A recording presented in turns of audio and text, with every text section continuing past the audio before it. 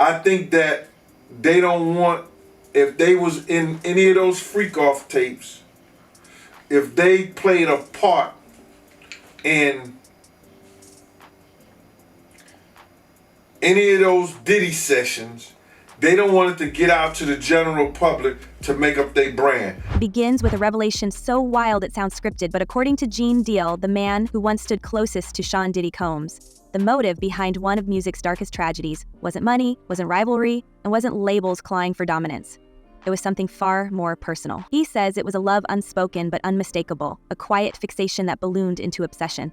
Diddy, the mogul who built empires and commanded rooms with ease, apparently set his sights on Shakur, not as a competitor, but as an object of desire. And when that desire was met with rejection, the fallout was catastrophic. Imagine a man who had always heard yes, suddenly told no. And not just no, but emphatically no, by the biggest star of the decade. The rejection that could have sparked a dangerous obsession may have planted the seed for the night that changed hip-hop forever. What is that? What do you mean by that? You give up your ability, your right to being a man. A man don't take it, a man gives it. So when you give up that man card, you don't get that back. Are you saying what I think you're saying? No, I'm saying what I'm saying. Deal paints a picture of Diddy in those years as the perfect host of extravagance. His gatherings were notorious, walls vibrating with bass, entourages spilling bubbly, supermodels and movie stars wandering through dimly lit rooms where music never stopped. But behind the flash was calculation. Every invitation to Shakur was deliberate, every promise of excess carefully staged to lure him into a world where Diddy held control. These weren't just parties, they were showcases, the infamous freakoffs, whispered about in hushed tones, rooms said to be drenched in indulgence, fueled by substances and secrecy, where boundaries blurred and guests left compromised. Diddy, Deal claims, wasn't just celebrating, he was orchestrating. He wanted Shakur inside this labyrinth, wanted him pulled into his grip, where the mogul could bend him into submission. But Shakur, known for defiance, would not play along. He refused the invitations, coldly distancing himself from what he saw as a twisted trap. And that, according to Deal, was the humiliation that lit the fire. Jay-Z got his ass whooped by his sister-in-law on camera. What's her name? Right. Solange. You got his ass. The feds ain't step in and do nothing. The feds don't care about you getting your ass whooped. It's those other things that come under the guidelines that they care about. We've heard countless theories about Shakur's end. East Coast versus West Coast, bad boy against death row, money exchanged in back rooms, a feud so bitter it spilled into violence. But this story cuts against all of that. Deal insists there was no bounty, no label politics driving the choice. It was personal. Shakur's refusal became the crack in Diddy's carefully constructed armor, the one wound his ego couldn't dress. In Deal's words, this wasn't about industry power. This was about rejection, a superstar who couldn't be bought, couldn't be seduced, couldn't be dragged into the shadows of the freakoffs. And if that rejection carried the sting of emasculation for a man who thrived on control, what lengths would he go to erase the one voice that dared to laugh in his face? The image is chilling. Diddy seething behind the velvet rope, staring across a crowded room at the man who denied him. The music plays on, the lights flash, the crowd dances, but beneath it all, the humiliation festers. Deal's claim makes us question everything we thought we knew. Could one man's refusal have carried such weight?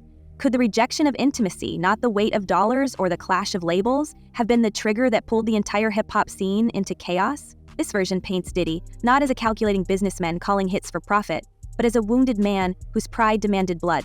And this is the flight where Diddy said to her, she testified that he showed her a video of a freak-off that she participated in and said, if you don't participate in another freak-off when we get to New York, I'm going to put this video out. I'm going to send it to your mother. And that's coercion. She testified to that. If the jury believed her. What adds a twisted layer is how the freak-offs, long rumored but often dismissed as tabloid exaggeration, now look like the stage for something darker. Federal prosecutors in Diddy's current trial describe them as days-long spectacles, fueled by substances and coercion, where women were pushed into scenes with hired male partners while Diddy watched, filmed, and collected the evidence as leverage. They claim more than 1,000 bottles of oil were found in raids, alongside videos cataloging the encounters. Defense attorneys fire back, saying it was all consensual, insisting that what happened behind those doors was just private indulgence between adults. But the government's language doesn't sound like indulgence. It sounds like domination. And when we line that up with Deal's allegations, it reframes the motive completely. If this was how Diddy sought control over those around him, then Shakur's refusal wasn't just personal. It was a public undermining of the entire image he was building. We know how rejection can bruise even the most powerful, but when the powerful have the means to strike back, the bruise can become devastating. Deal suggests that Diddy's obsession turned into rage, that the humiliation of being denied by Shakur was intolerable. The parties that once sparkled with allure became weapons, the whispers of freakoffs, another reminder that Shakur stood outside the circle, unbroken, unimpressed, unbent. And so, we are left staring at a possibility more unsettling than any gangland payoff. That one man's unreturned desire and bruised pride could have ignited a plot that ended with Shakur's life in Las Vegas. I don't know how much money is coming in, but I know that a lot of money is going out every single month for Diddy. Adding fuel to this narrative is how the official record keeps pulling Diddy back into the frame. In court papers tied to Dwayne Keefe D. Davis, the man now indicted for orchestrating the ambush on Shakur, Diddy's name appears 47 times. The transcript describes him allegedly offering millions for the heads of Shakur and Suge Knight, raging after the diss track hit him up. But what if that public feud was only the mask? What if behind the scenes, it wasn't the record disses that cut deepest, but the personal rejection no one else could see? Keefe D claimed Diddy told him, "I'll give anything for that dude head." Prosecutors say this was all about rivalry, about fear of Suge Knight's power, about money on the table. But if Deal is right, then the $1 million talk may have only been a cover story, a way to hide what really drove Diddy. Anger over being denied the intimacy he craved. Now in the halls of a New York courtroom decades later, we see the echoes of those same patterns. Diddy faces charges of racketeering, coercion, and transporting women across state lines for those notorious parties. Jury selection has just wrapped, and the possibility of a life sentence hangs over him. Prosecutors revealed one of their star witnesses, known as Victim 3, has mysteriously gone missing. This witness was expected to spill very personal and explosive details about what happened inside Diddy's world. Days earlier, she insisted she'd even testify under her real name. Then, suddenly, silence. Not reachable. Her lawyer unavailable. Prosecutors admit she may never appear even under subpoena. In a case already dripping with secrecy, her vanishing only raises the stakes higher. How many silenced voices are out there, and what truths do they carry? To find her, and her attorney has said that she may not be willing to come and testify anyway. So, we'll be see. interesting. Okay, we're moving on. Yeah. Every headline about this trial circles back to the same chilling picture: control, humiliation, secrecy. The freakoffs weren't just parties, they were tools.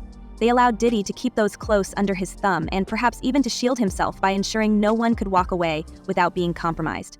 But Shakur was different. He stayed out, he stayed firm, and according to Deal, that's what sealed his fate. Strip away the millions and the power plays, and what we are left with is one man's ego, cracked open in the worst possible way. And if that is true, then Shakur's last chapter wasn't written by a feud, but by a refusal. The theory sounds wild until we match it against the pattern. Prosecutors say Diddy hoarded footage from his private gatherings, threatening to release it if anyone betrayed him.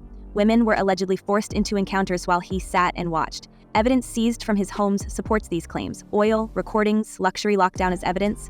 Witnesses like Victim 3 promised to tell stories of being exploited for years, only to vanish before the trial. Cassie Ventura, his longtime partner, described a decade of control, manipulation, and scenes she says she never consented to.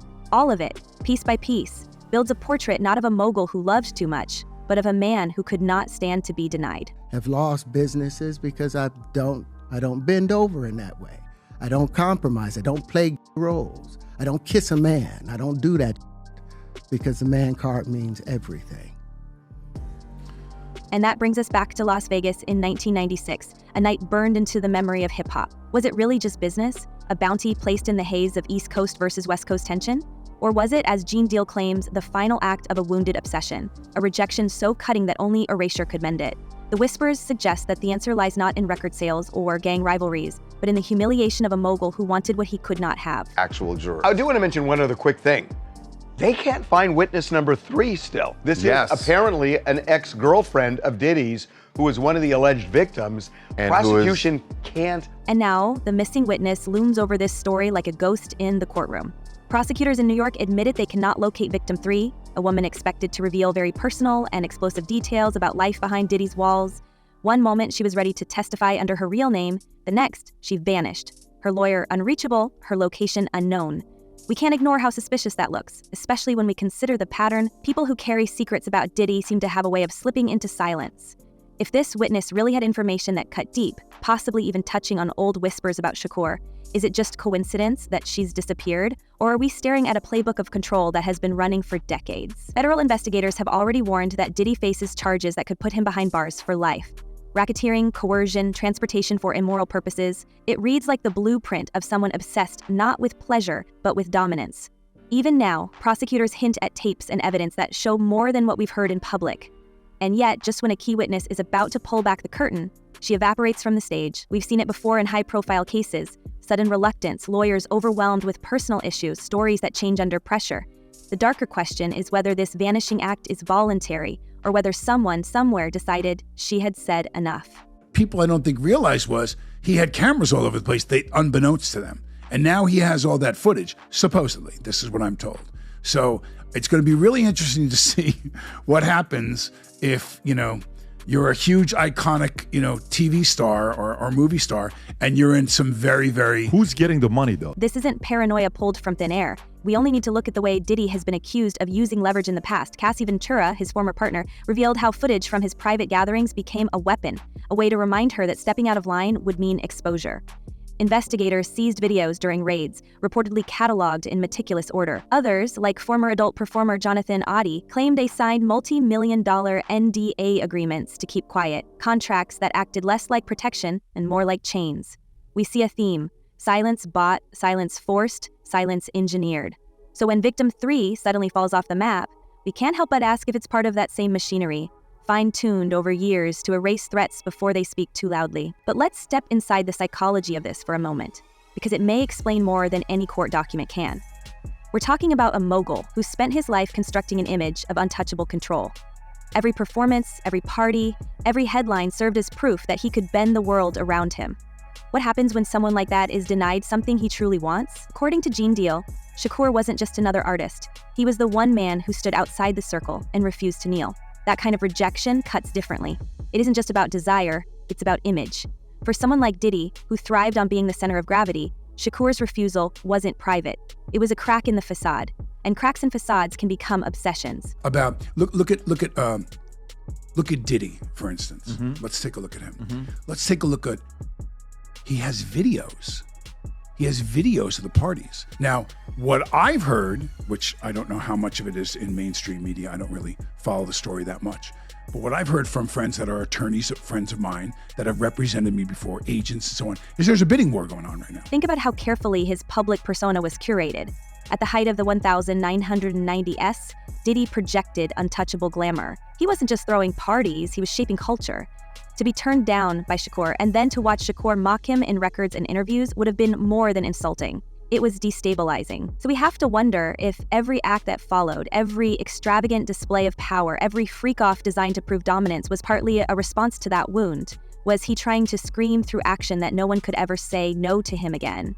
Was silencing witnesses, signing them into secrecy, or surrounding himself with people too compromised to speak just his way of rewriting the humiliation? Court transcripts already suggest Diddy promised millions for Suge Knight and Shakur's heads. His anger sharpened after Hit 'Em Up tore through the airwaves. But if we frame it through the lens of obsession, the money looks less like motive and more like camouflage. Industry rivals could accept that Diddy would pay to protect his label. What they would never accept is that he might have been driven by personal rejection, that the true reason was emotional, not financial. So perhaps the money talk was just cover, while the real trigger sat deeper in the place pride meets desire. It's no wonder investigators keep circling back to him even decades later, even as trials in 2025 unfold with new scandals. Same kind of extortion that we heard when Cassie took the stand and testified on that airplane ride back from France. Diddy said, "You don't do a freak off, I'm going to release one of the freak off videos that you are profiled in and humiliate you." And the courtroom drama today echoes the same themes. Witnesses promised, then withdrawn. Evidence whispered about, then locked away. Even during jury selection, potential panelists admitted they had seen videos online mocking the 1,000 bottles of oil seized from Diddy's homes.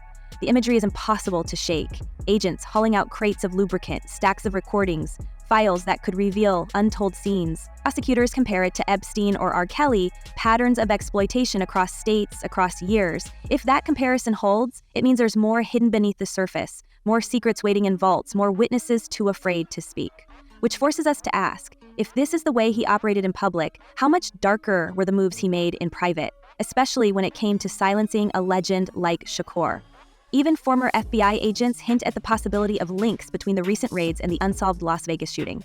Phil Carson, who once investigated Shakur's case, suggested that Dwayne Keefe D. Davis may have turned on Diddy to save himself.